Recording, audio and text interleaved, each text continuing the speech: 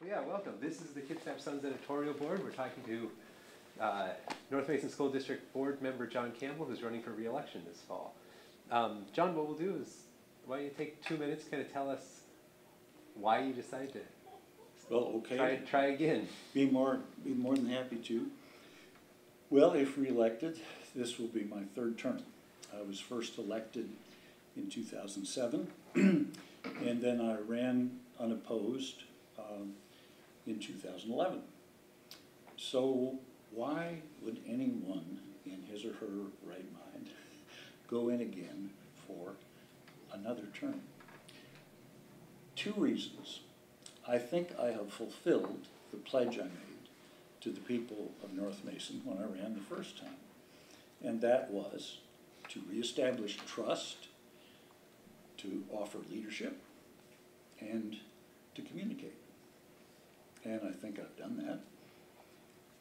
There are two quick pieces of evidence I would offer.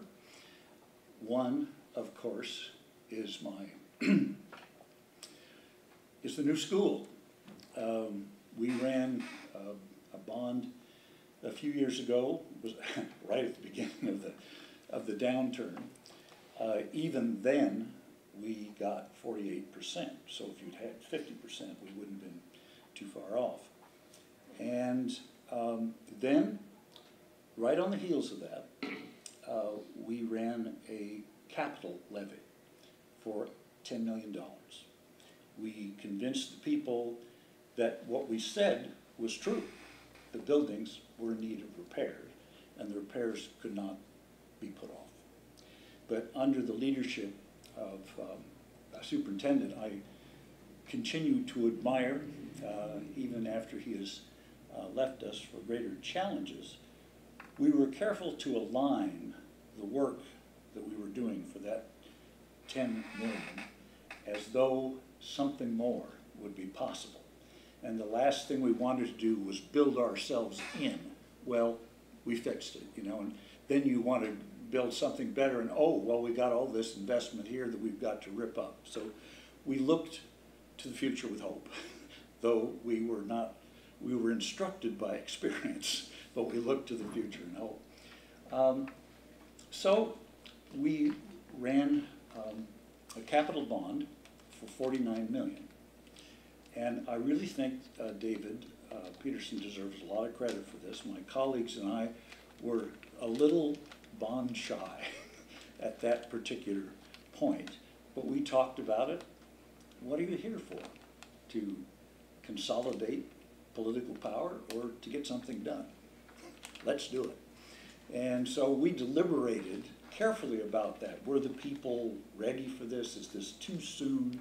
You know, what do you think? And we thought about it as best we could, and we just went with David. So I give him a lot of credit for the moment.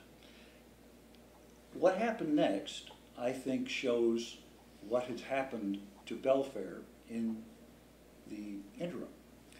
The final result is not just our school. We're very proud of that. And incidentally, I'd like to extend an invitation for each of you to come down and see it. It really is something. And we've had a lot of people coming in, and it's being, there were a few finishing points at the very end, like power for the elevator and a few things. So anyway, the bond passed by 62%, maybe just a few fractions short of the two, but that was it. How did that happen? Well, I didn't do it, but I think my colleagues, Laura and Art, helped prepare the foundation, help establish the atmosphere where it could be done. Nobody is going to pass a bond in a community as skeptical as ours if you haven't established trust, shown leadership, and communicate rather clearly about what the needs are, and also communicate when the people say no, we heard you. And I think our $10 million, we heard you. And then, for a lot of reasons, perhaps some I don't understand, but I'll tell you the ones I do understand. I have a theory about where that 2% came from. We were able to enfranchise a new audience, I believe, And we gained confidence from people in the PTAs. And two remarkable young gentlemen, Craig Patty and Mike Young, whom I had known previously in visiting the PTAs. They really took charge, and they operated in media of communication that weren't even this strong when I ran 8 years ago, Facebook. A lot of the parents are on Facebook, and he communicated to them that you need to turn out for this election. This election is going to have something to do with the future of your kids and the future of our community. If we're ever going to do it, this is going to be now. Anyway, so I remember one evening being on the edge of the highway waving our signs. Well, this is really a thing that requires stamina. Those two young men got in their car and went all the way out to Tahuya that evening to meet with the Tahuya Club. I mean, these guys were a secret weapon. So I really believe that we did all of those things. And further, this newspaper ran a very interesting editorial. So always runs interesting editorials, so this is really no exception. But a few weeks ago, about the positive attitude in Belfair. Now, gentlemen and gentlepersons, this newspaper would not have done that 8 years ago. There was a very different situation then. And I think the trust, leadership, and communication, what I pledged, and my colleagues and I work together. I don't claim credit alone. I play well with other children. But I think we worked together, and I think we showed what it could be to have a positive school board. And I think we energized our teachers who were demoralized at the time. I mean, look back on it, both the teachers, when the teachers and administration are on the same side, something's going wrong. And we did so, we earned the trust of our teachers and the trust of our community. And the friction between those, when I was running for election, everything was about that terrible teachers union. I didn't believe it, and I'm an educator myself, and I never could quite come up with the funds for the Association of University Professors, but I was sympathetic with it. This wasn't about the union. It was a kind of suspicion of the teaching order, and things were being said in the community that were degrading, I thought. And then the other thing is that when I had come out, I'm from Portland, taught at the University of Washington for 28 years. When I would come out in the summer, and my wife's folks had a place on Hood Canal, we'd come out to this, walking through Feller wetlands. You know, you read the local paper and say, hey, look at this program that they've got in this science program they've got out here in this wonderful Karen Olympia. World, goodness sakes, isn't that something? Then the next summer I come out, it's gone. What happened here? Why would a community, why would a school board get rid of a program? I mean, I didn't know anything about, Belfair, North Mason. It just didn't make sense to me as an educator. So the next year, when I started my retirement, I retired part-time in 2005. I still go back to the University of Memphis. I was hired there to help establish a new doctoral program they had, the Department of Communication. And I'd come back, and you'll hear various things. And then in 2007, I moved back permanently, and that's when Mike Boyle and a group of business people and teachers and citizens began communicating with me. And I wasn't about to get involved with this. I have some research to do, and that's what I wanted to do. Why would I get involved with this sort of thing? And then I went to a couple of meetings, and people talked to me. Am I going to write in my study? I'm not a genius. I'm one of those people that has to decide what he's going to do. I don't do. Several of my colleagues do all things well. They administrate, they publish, et cetera, et cetera. I give them all credit. I'm not their number. I have to choose one thing. Am I going to sit in my study and write about the discipline we share? And the department I served is now combined with what used to be journalism at the University of Washington, communication department. And my successor teaches there, which makes me very happy. Am I going to sit down and finish this, or am I going to practice the kind of things I've always said our discipline is about? And I always said it's for understanding, but it also has a practical dimension. And I've never been afraid to practice as a professor of communication, or the old word that I like to use, rhetorician. So I said yes. We won by over 70%.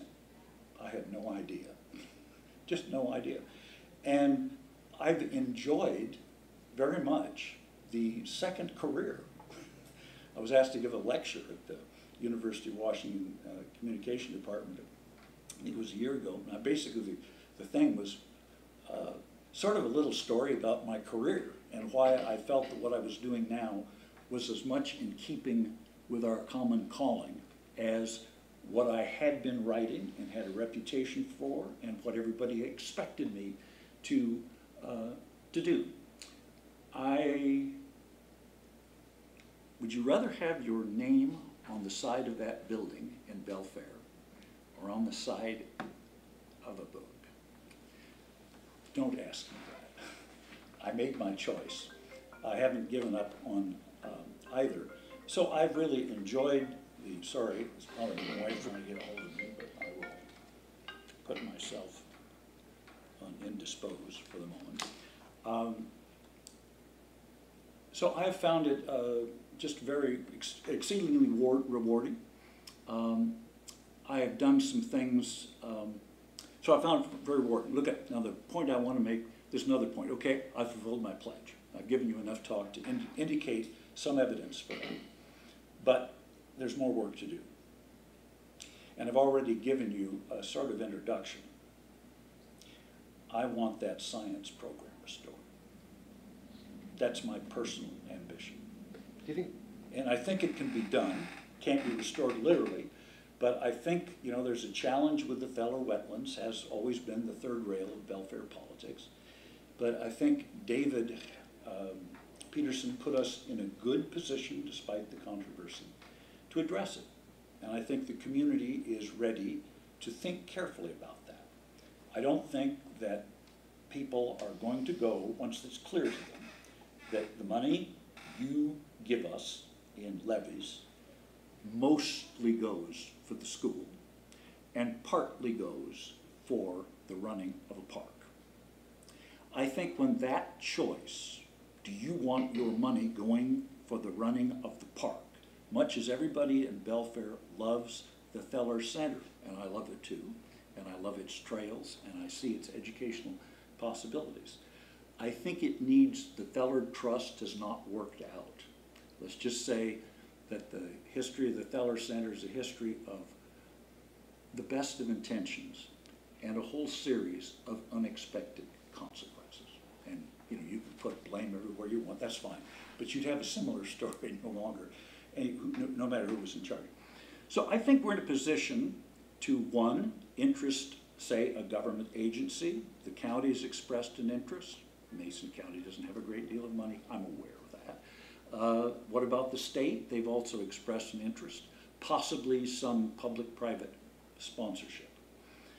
It might be that we would lease the center to some entity to run the business part. I mean, there are three parts of it.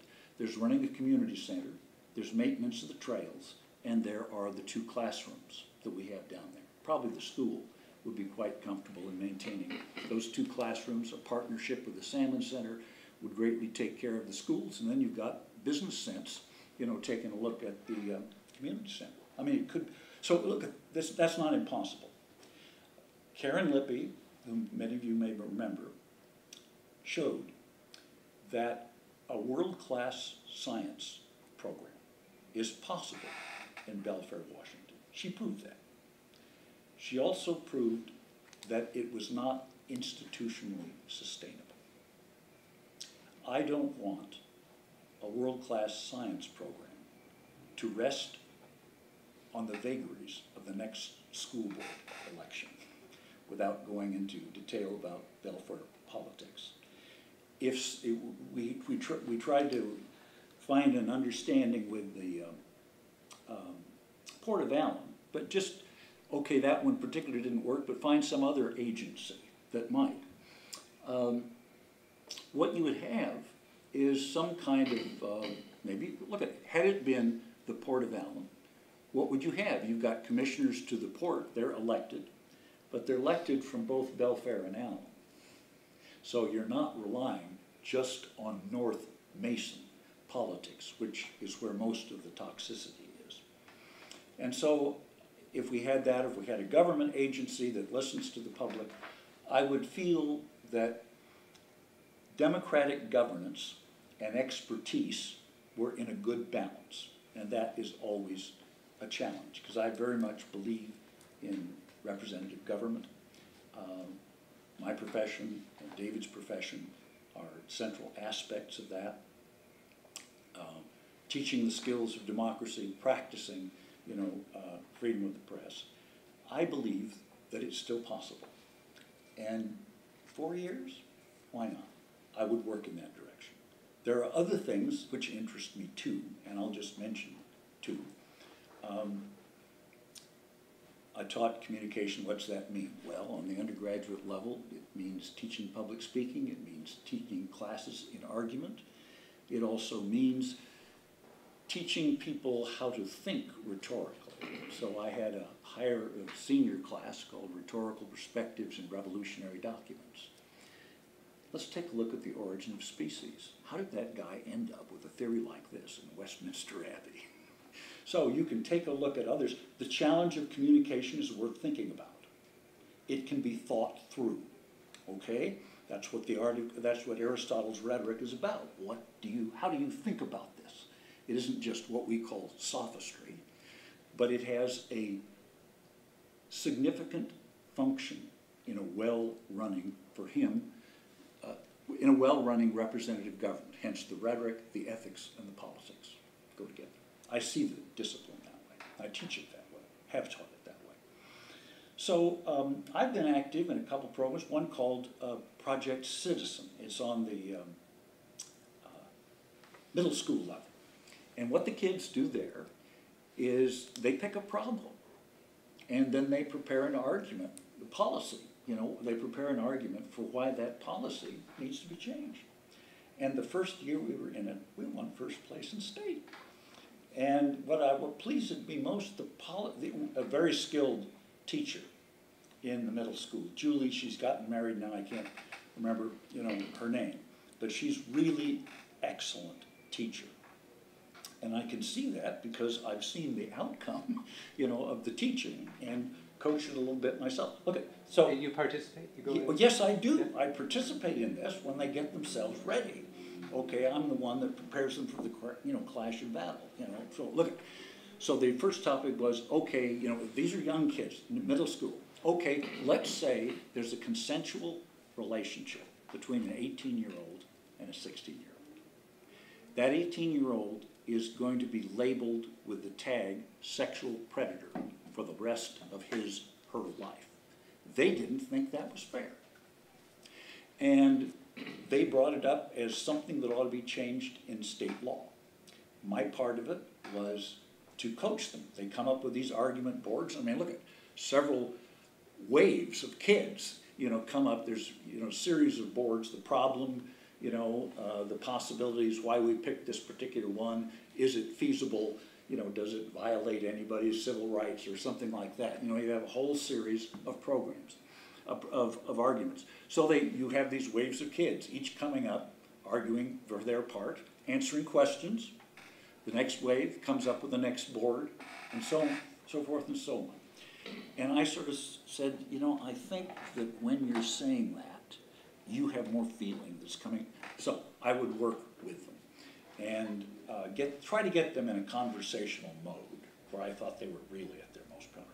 Well, turns out they not only went and won first in state, but along with another school, they gave testimony before a Senate committee. And the bill passed. And one of the pictures, if you guys will check my website, and I just happen to have a way by which you might get in touch with my website. If you check my website, you'll see some pictures of yours truly with all these kids from North Mason on the Capitol steps, and everybody has a pen in the air. And you can see me, it's kind of like one of those Alfred Hitchcock things, you know, so I appear in this thing. We had just come from a ceremony in the governor's office where, you know, I had another picture that didn't make, where the governor, our kids and the other kids are standing up behind him. Everybody's picture's in there, and again, I have a Alfred Hitchcock, you know, in there if you look. Governor Inslee is signing the bill. And then after he signed the bill, he gave us these ceremonial pens. And the kids were so proud. And they went out there, and I just thought that was so wonderful with respect to teaching something about democracy and doing so in a way that's, you know, I think the profession of communication, it's agonistic, au contraire. For every position, there's an alternative. Some alternatives are not responsible. Some are not feasible. There's a difference. How do you tell? You have to be critically alert because there's no fixed line between civic rhetoric and sophistry. Just the fact. And then another program I really like, and if I went through my pockets, I could flap down on the table a copy of the Constitution. I hadn't read the Constitution since I was in high school. But there's another program called We the People. And essentially what it does is it teaches high school kids U.S. history from the lens of the Constitution. So they start way back in the origin of a representative government in Greece, blah, blah, and end with the present day. I'll just give you a quick picture of the unit I love, but I teach others because that helps me learn things. Okay, we're having the unit on the debates over the Constitution. Okay, every kid, they have three questions. And, you know, they've read the Constitution, they've read, you know, they kind of have a sense of what it is. They know that it didn't have the Bill of Rights, it didn't have our 27 amendments. So they've given their speeches, why the thing was adopted. Okay, then there are three judges. Now, usually these are lawyers. I'm one of the few non-lawyer judges, and I can tell you a story about that. I really had to work, you know, to get up to speed. So, would you say, Mr. Campbell, that the Federalists are more like, that the Constitution is more in sync with, let's see, how does the question go? Do you think the contemporary Tea Party is more like the Federalists or the Anti-Federalists? There isn't a right answer. They didn't study that answer. And we'll go, and you can ask similar things about what's dear to you and me, search and seizure. You know, want to go into, you know, the Fourth Amendment and blah, blah, blah. Okay, what about heat-seeking devices by policemen, et cetera, et cetera? We all believe in freedom of religion, da, da, da, da, da. Okay, suppose you're a Native American in an Oregon prison. I'm from Oregon. And your religion has as central to its sacrament the taking of peyote. Is that covered? There was a case in Florida involving animal sacrifice that was part of a Jamaican-based religion. Is that covered? Well, those are issues. Do you think they should be? You know, and so there's all, this is the world I know. And you get to invite high school kids in it, and here are these tough lawyers. I love it. You know, these guys can't, one of them can't change gear. The other's Larry Little, whom you know, and he can be a very gentle man. The other gentleman who I equally admire cannot change gears. But I really love to see these guys intellectually challenged. You know, they're not meeting their friendly teacher anymore. They had enough trouble with me. I mean, I will rehearse them, help them to get their argument, and then pose to them questions, you know, so they get used to somebody punching at them, not just, yeah, that's the, you don't really believe that, come on, what do you know about that? And ask them to pull out their experience as part of the evidence and integrate experience. Okay, so that's what I'm familiar with, and I get to share a little bit of that with the kids, and then I see my troops go out to battle. And I love it, and the kids seem to do pretty well too. I will kind of stop at this point. I'll just say I was going to the Capitol for one of the programs, because they have, they meet in the Senate chamber.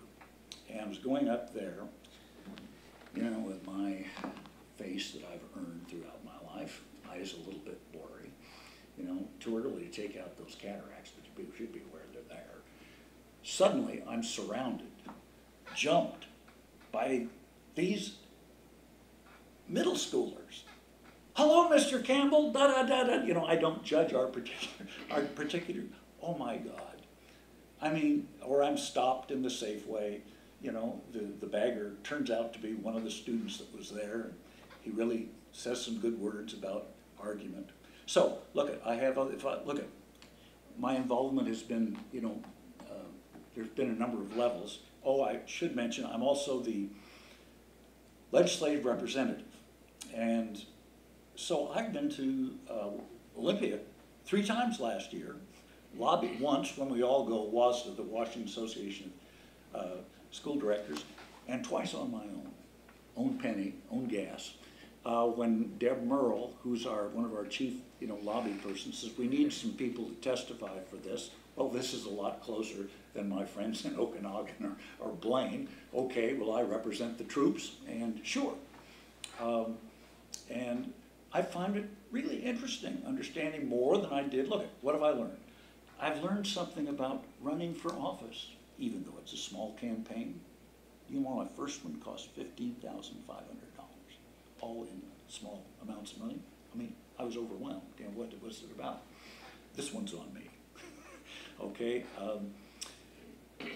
and then because of public records issues, I'm learning some things about the judicial system too, the laws of the state of Washington, and why it is that your rep and our people have a little tension over public records. And wonderful conversation I had, and I can't remember the gentleman's name.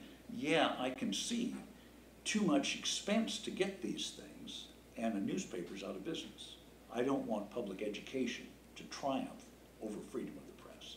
There has to be some, we got a tension here, we need to find an appropriate way for it.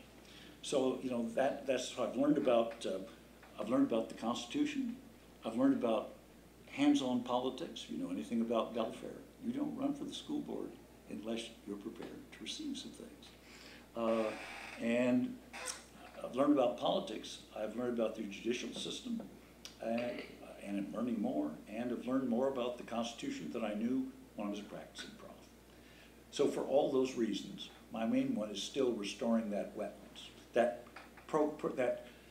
world-class science program. We have a unique resource, and there's no reason why we can't make use of the thing we've got, and more well-supplied school districts haven't, you know, to put us on the map again, and turn out, actually it was a scientist that said years ago, you ought to be turning out environmental scientists in this school district by droves. I believe that. I really believe that. And I would like to create the conditions under which it would be possible. I don't pretend to ram down the district a pipe dream of mine. I would plea for it. I would try to create the conditions under which it is possible, and let the majority of the board decide. We have a new principal at Belfair in elementary school. He has a PhD. He has a specialty in SEN. I'll just stop there. Here's what I want to ask. You are clearly a gifted public speaker, and this is what you spent your career talking about. Learning how to speak, training others in doing that, and you give a compelling presentation of I have many trained incapacities. I can tell this. I can tell this. Well, but what I want to know is we started out with the talk about the bond and the response you got from the community. How you learned to work with Craig Patty and those sorts of people. Yeah. How you learned to work with other parents. How do you listen to people is my question. How have you learned to listen to that community down there so you know whether Feller Center is a good idea or whether they're going to say, we don't want to do that, we'd like to do this, we'd like to do this with the teachers. I think 3 ways, and I may be off on the numbers. The first is by being present. I'm not difficult to find because you go to the Chamber of Commerce, you'll see me there. You go to the meeting of parent-teachers organization. During the rota of the year, think of me as a bishop. I go around to, I make the rota of at least try to, of the parents, and I have given presentations before the Allen Community Organization, and I belong to the Victor Improvement Club. Well, Campbell, you live on 106. Why do you go to the Victor Improvement Club? Victor, minus one of us, the other people left at the table look a lot like people in the Victor Improvement Club. You would be a very junior. You welcome, of course, but looked at. And so, yeah, I've been there for 8 years because these are the people that are not going to vote for a bond. Their kids are graduated. I have been a presence for the schools. They think of me and they think of the schools. I want it that way. And when they defeated the first bond, look, the first bond, a guy called me up from church. What are you trying to do? Get me out of my home? Except I'll listen to it. Hey, look, that was one of my brothers and sisters. If he's pissed, imagine what other people are thinking. And so I take it. I appreciate that. So, et cetera, so what do you do about the problems we got here? And so I try to listen by in person. Look at my name on the school list. We won a prize for one of the best, what do you call it, computers. You get online and you go to the North Mason Public Schools, you see, we have a website, that's it. We have a website, and you want to get a hold of me? You'll find it. That's my home phone, and that's my North Mason school address. On these cards, you get my home phone and my home email address. So being present. The other thing is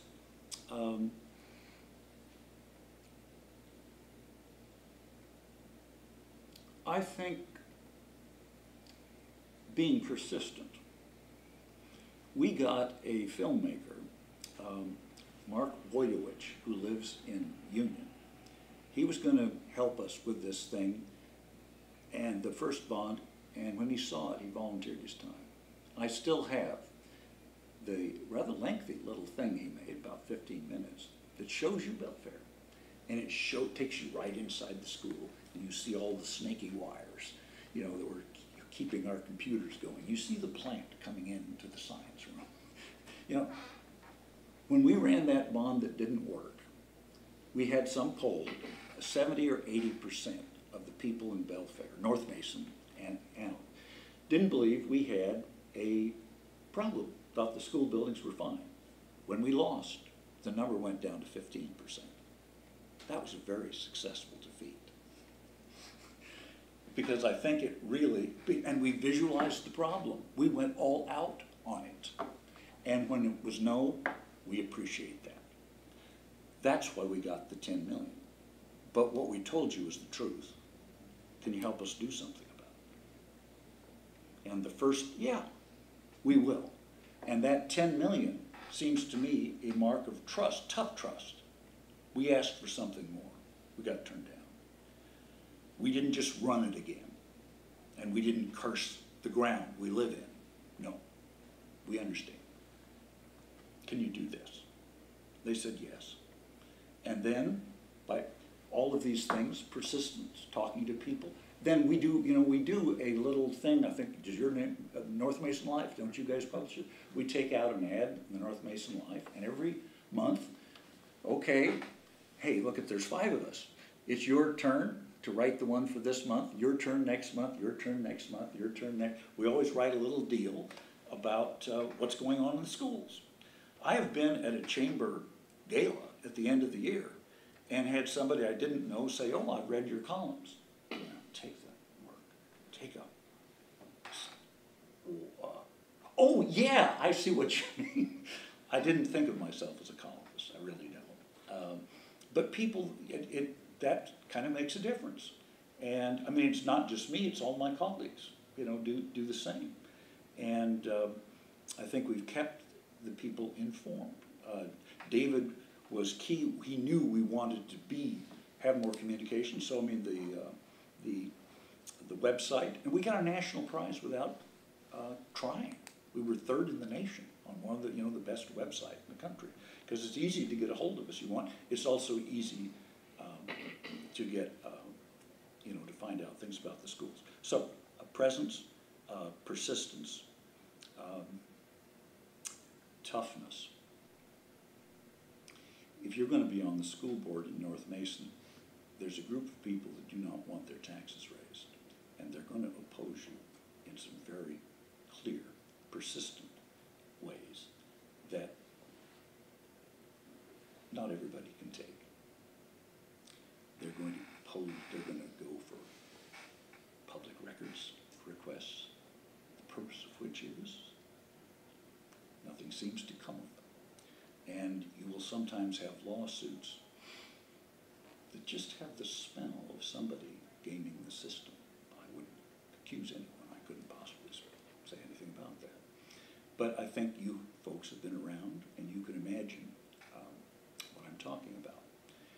And so you will be operating under a fairly consistent, if low-grade, background of, you could call it harassment. There was a great Sherlock Holmes episode, the last one my wife and I saw. It was the new Sherlock Holmes and the new Moriarty. And he comes in and he looks at Sherlock Holmes' buddy, and he starts going, his buddy has been a soldier, in Afghanistan. At what point is this guy going to just stand up and scream? I have had a formal complaint against me for testifying for Mason Transit. Our board has a seat on Mason Transit, and my colleagues chose me to fill that seat. And you've heard this joke before, but I say I'm the person that my colleagues most wanted to see transported. And so I've got to look at another democratic institution. We're 20 years old. Where we come from? The people. When Tim Eyman got some of his things passed, that means the funding went right out of Mason Transit. And the people raised their taxes of Mason, of Mason County, 3 times raised their taxes to have their own bus system. Okay? Where free enterprise didn't work, or did not yet work, the people, I was very proud to serve under what I thought was a school district that really represented its kids and parents, and I wanted to help create an environment where teacher professionalism would be possible. And I didn't want a community where teachers would be dissed. And so part of the effort, the circuit riding and the presence, I want to help with my colleagues who are just superb.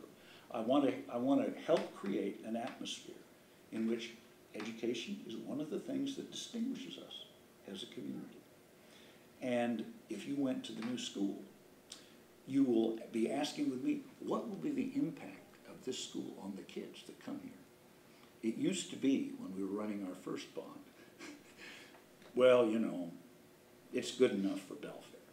I got that from businessmen that had supported my campaign. And now you ask them, all that stuff about good education, good business, I'm learning some things. Am I here for running an office, or am I prepared to stand up to my constituents? I stood up to my constituents, and I got taken to the woodshed a couple of times by some very important people, so I'm woodshedded well. John, excuse me, I have a doctor's appointment. Okay, I'm sorry, you guys have Just me. Yeah. Well, thank you for coming. Look, I just got to stop it and let you guys No, thank you. talk. you have introduced yourself well and probably touched on what we would want to ask for anyway, like I said. You're the communicator, and so you're telling us what you've done and what you're proud of, and that's what we wanted to know. Well, what I said to you, David, was I have many trained in capacities. Behind everything that you might think I do well, I don't do well in other areas. And I have a young man in my sights, for I would like to be a successor. And he's got two characteristics. He's one of the Energizer bunnies. He lives in the wrong district, so we're trying to get him redistricted. Because he'd be in my district if he was in North Mason. He's still in Grapeview. And you know, Grapeview pays for the schools to that. But he's not only sharp, he's not only a parent, he's not only local, he not only works at the foundry. He'd be able to defend his office in North Mason. So he knows website, he knows Facebook. He could rally a majority, and that would help change things for us. So I'm looking. That's one of the reasons I'm here. We didn't get his, didn't work out redistricting.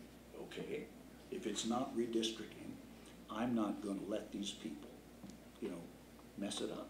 So I will try to work more on the book, try to do a little more on the academic side, but I will hold and perhaps increase what we've done so far. Well, John, thanks for coming. Well, appreciate your time.